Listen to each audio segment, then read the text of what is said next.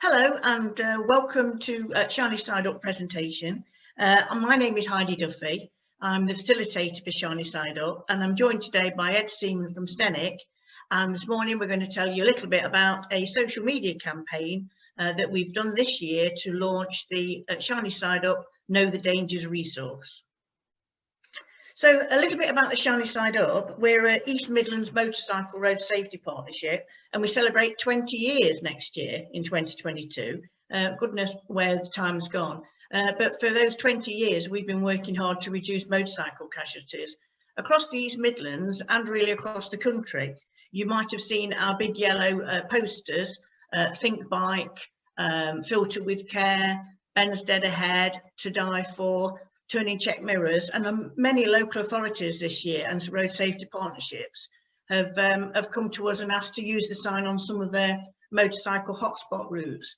So at the moment, I think you'll see them all the way down to Cornwall, Devon, Dorset, South Gloucestershire, and further up through into Cumbria, North Yorkshire, and in Scotland too. So that's really good. This project, the aim of the Know the Dangers was all about taking the most common collision scenarios involving motorcyclists. We were evidence-led, so we looked at all the stats and we picked out those collisions that really happen every day, involving a motorcyclist and usually involving somebody on four wheels.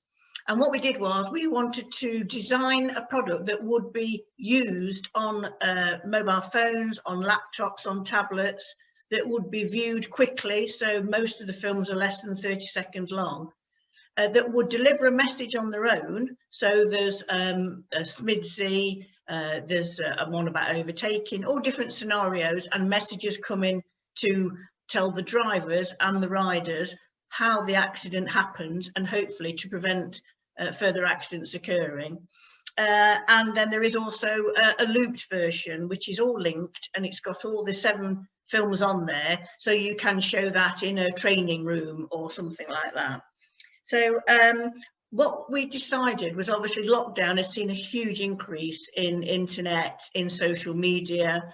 The project was launched in March and obviously we were still in lockdown until April. So we did the first social media campaign to take advantage of all those extra people on social media. And then because lockdown finished in April, and then obviously there was a concern that drivers and riders would quickly be filling the roads again, we did a second social media campaign to reach more riders, more drivers during the summer months. So let's talk a bit about social media, shall we? For this section of the presentation, I'm going to sort of outline the thought process behind how we opted to run the campaign, show you a couple of the films, and then explain the campaign results. But before I do so, I will just mention that I work for a company called Stennik, a name which will no doubt be familiar with most people in the road safety sector, especially those of you who have been participating in the festival. We specialise in road safety communications, including content writing, website development, and social media. We have a long-standing relationship with the Shiny Side Up partnership, and we're very happy when asked to get involved in the Know the Dangers campaign. Once we received the campaign videos, the first and most important discussion was to decide the target audience. This will be the determining factor on which platform would be most effective for the campaign. From those discussions, it was decided that the demographic for the booster posts would be people living in England, aged between 16 and 65, and also people with interest in cars and motorcycles. To be honest, given the age of the demographic, it was immediately obvious that Facebook would be the most effective platform for the campaign. We decided that would be where the advertising spend would go, but also we would replicate the campaign on Twitter in a bid to, kind of engage with stakeholders and sort of boost the profile. It was also decided that we'd run one video a week, and this would be posted on a Monday morning. Each post on Facebook would be accompanied by £50 in paid advertising. This would be split across a 5-day period, which equates to about, exactly to £10 a day. This is more effective than, say, for example, spending £50 in one day. Each video post contained a link back to the campaign page on the Shiny Side Up partnership website. Here, there are a host of campaign resources stored, including the accompanying infographics. These were published on Wednesday. These were published on social media on Wednesday, And I will also say at this stage that these details about the campaign, the target audience, the timings of the postings, apply to both runnings of the campaign. Anyway, right, I'm going to show you two of the videos, the first of which is titled, "Sorry mate, I didn't see you," and the second of which looks at filtering. Then it's the exciting part where I'll run through the campaign results.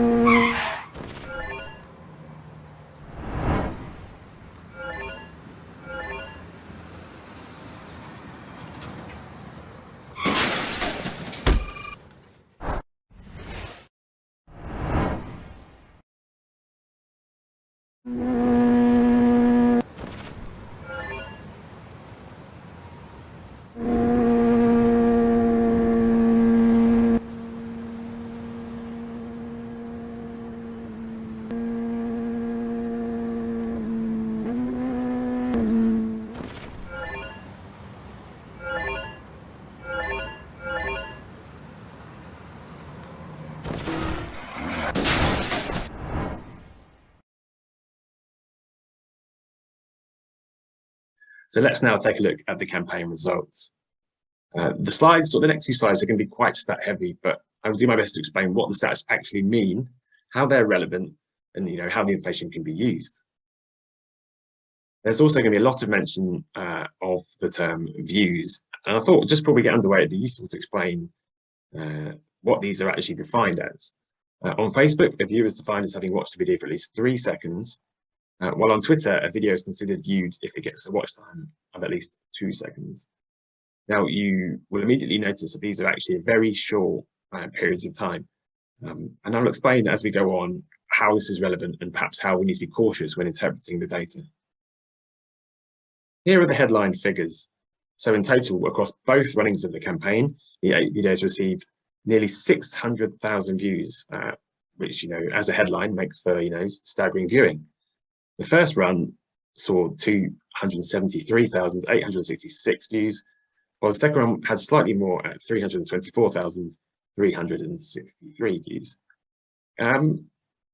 It's difficult to explain exactly why this would be, but as Heidi sort of mentioned in the offset, the first campaign was run during a period where perhaps there were less motorcyclists on the road, and perhaps therefore there was sort of less interest in motorcycle content. It was spring, and we were also during a lockdown period. The second run was obviously in summer, when restrictions had kind of been lifted a bit, and more people on the road, so that could explain it. We also have a look at the views by platform. Facebook had 577,508 of the views, while Twitter had 20,721 views. What this kind of says to you already is how important the paid advertising is. As I mentioned at the offset, we use paid advertising on Facebook, but not on Twitter. And you can already start to see the big differences between the stats. So let's delve a bit deeper into Facebook and paid advertising, shall we? The views on Facebook can be separated into 2 categories, organic and paid. As the name suggests, the latter represents the views obtained via the paid advertising. So we had 46,486 organic views, which actually in itself is quite an impressive figure. And I would add at this time, much of that is down to the sort of support of stakeholders and sharing the content and so forth. But it is completely dwarfed by the figure for paid advertising, from which we received 531,022 views. This means that 92% of the campaign views came via the paid advertising campaign. And again, as per the last slide, this does start to signify how important paid advertising is. As with any campaign, when you're going to invest money into it, you want to know what you're going to get in return, and perhaps how much each view is going to cost you. As I mentioned earlier on in the presentation, we spent £50 on paid advertising for each video during both runnings of the campaign. So that effectively means there was 16 videos, 8 videos twice, which comes to a total of £800. And as we've also explained, this led to 531,022 views. And that then equates to the cost of 0.15 pence per view. At this stage, I'm just going to come back to what I spoke about on the original slide, being cautious when interpreting the data. The view definition, 2 or 3 seconds, depending on what platform, is, you've got to be cautious, I think is the best way to put it. Because quite frankly, while these views do exist, they're not a lie. You can easily say you had X number of views, and I've seen plenty of campaigns that have celebrated picking up millions of views through their advertising. Not every view is going to be useful. If somebody's viewing the video for 3 seconds, they're not going to pick up the key safety messages, for example. But fortunately, there is a way in which we can work out which views are more useful. Now, this slide focuses specifically on Facebook, because that's where we spent the paid advertising, but Twitter does also have a similar kind of analytics tool where you can look at audience retention.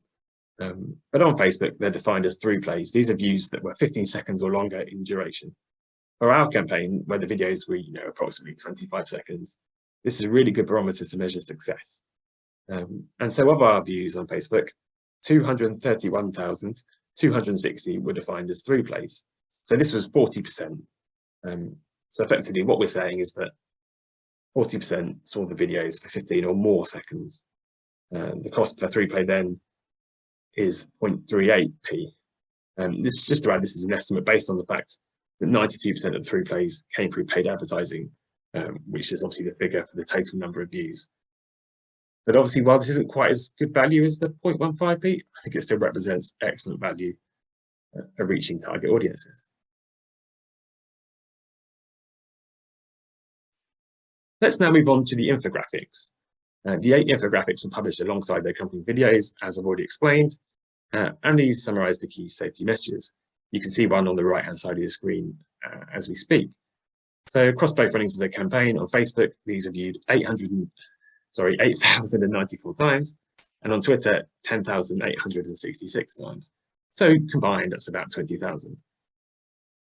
This again, all these views were organic, so they came from people already connected on the Shiny Side Up accounts, or people connected to accounts of stakeholders who shared the content regularly, and which was, a great help to the campaign.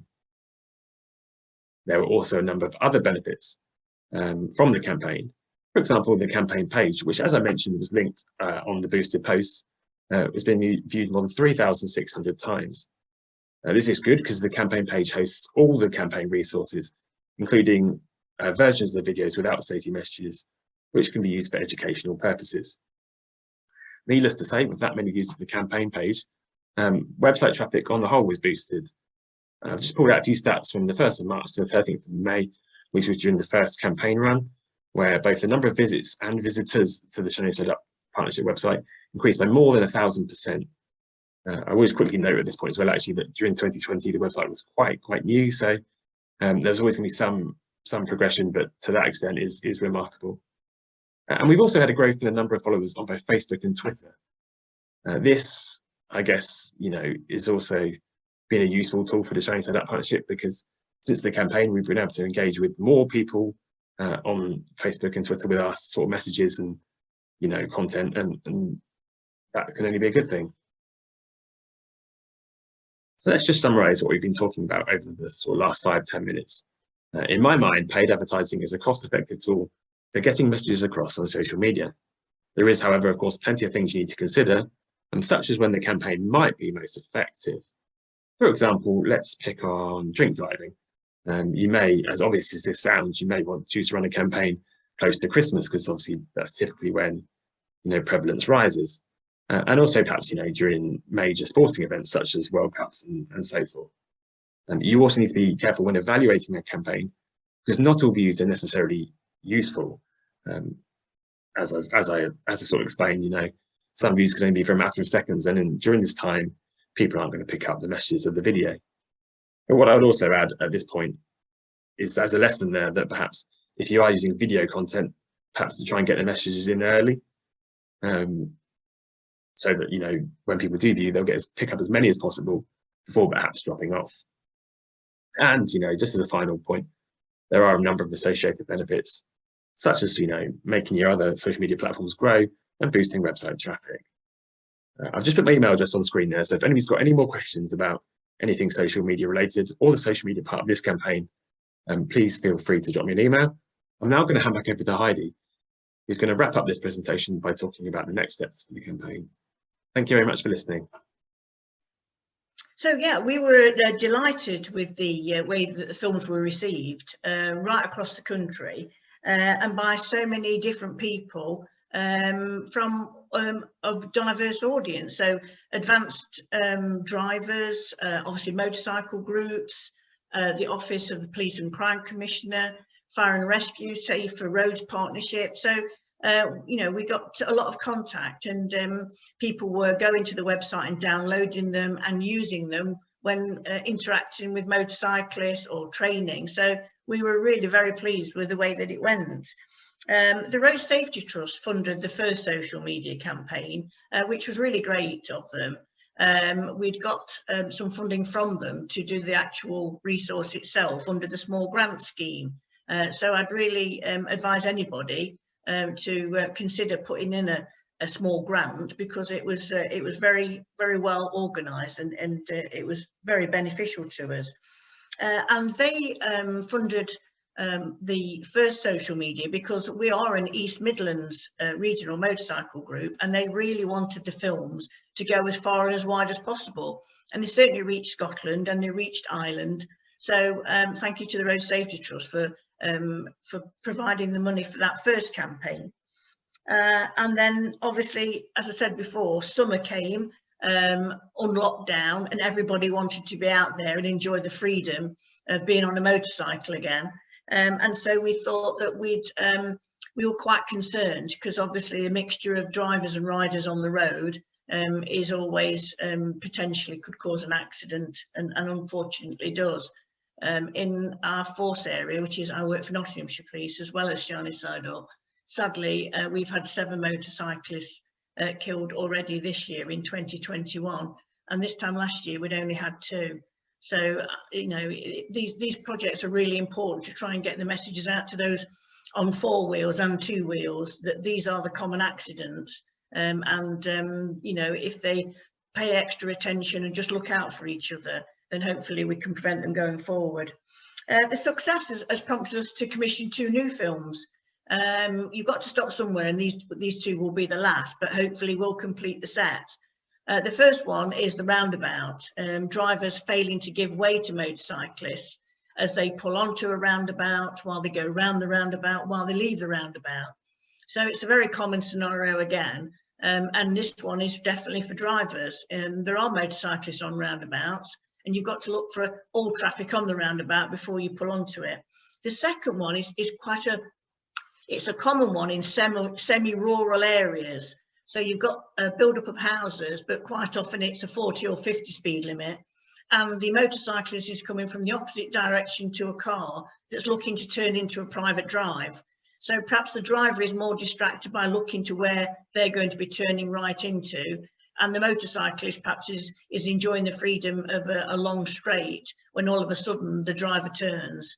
So that's 2 new films that are being commissioned, and again, we'll be promoting them on social media, because we found it a very effective and cost-effective way of promoting the films and getting them out to a wide audience. So yeah, I'd just like to say thank you obviously to Quality TV who made the films, the Road Safety Trust, and also very important, our key partners. Every time that we released an infographic and a film, I shared it with all the key partners, and this is MCIA, this is MAG, this is Highways National Motorcycle Group, all the road safety partnerships, and it was really down to them that they shared it, they tweeted it, they posted it, they forwarded it, and so a lot more people actually saw it, and it is a snowball effect. Once they press that button, out it goes, and so many people get the opportunity to see it, and we're still getting really good feedback. If I can just read out a couple. Thanks, just looking for this kind of resource, and that was Keith Baldock, Road Safety Officer for Brighton and Hove. Brilliantly done, short, informative, straight to the point, exactly how the biking community like it, and that was PC Tom Rowlands from Derbyshire Police Upright. Nice collection of videos, well made. That was Declan Ward from Rossborough in Ireland. We've been sharing them on social media. Really good one on the T-junction. Good work. That was Ian New from Dot Bike. I think it's great. The short videos are a fantastic way of putting across something engaged over social media and really does highlight the safety message. And that was Claire Harris from Kent Fire and Rescue. So again, you know, a really good way of actually promoting and actually reaching large numbers of your target audience, whether they're on 4 wheels or on 2 wheels. Well, I hope you really found that informative, and I would hope that you could now approach social media with a view to promoting your own resource with a little bit more knowledge. I'd like to thank Ed today from Stennik for joining me, and also for all the hard work that he's put into both campaigns. It's been really appreciated. Thank you very much. If you need to know anything else about Shiny Side Up, if you go on to www.shinysideup.co.uk, there is a direct email facility from the website, and I look forward to hearing from you. Thank you. Enjoy the rest of the festival. Bye-bye.